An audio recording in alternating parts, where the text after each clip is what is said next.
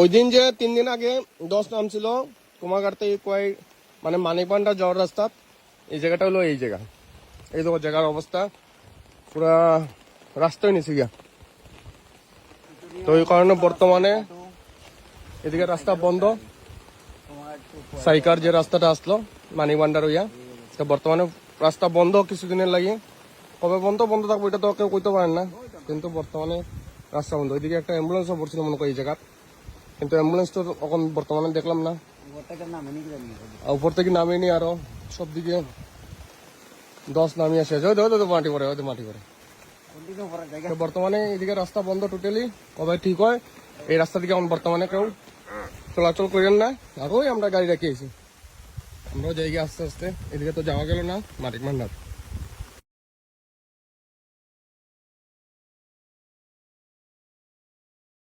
ওই দিন যে 3 দিন আগে 10 নামছিল কুমারঘাট থেকে মানে মানিকবান্ডা যাওয়ার রাস্তা, এই জায়গাটা হলো এই জায়গা।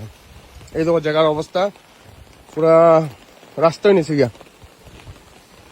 তো এই কারণে বর্তমানে এদিকে রাস্তা বন্ধ। সাইকার যে রাস্তাটা আসলো মানিকবান্ডার হইয়া, তো বর্তমানে রাস্তা বন্ধ কিছুদিনের লাগে।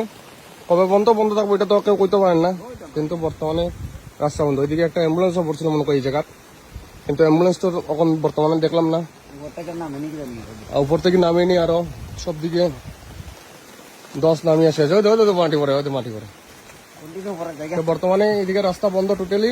কবে ঠিক হয় এই রাস্তা দিকে এখন বর্তমানে কেউ চলাচল করেন না। আগেই আমরা গাড়ি রাখিয়েছি, আমরাও জায়গায় আস্তে আস্তে। এদিকে তো যাওয়া গেল না মানিকবান্ডার।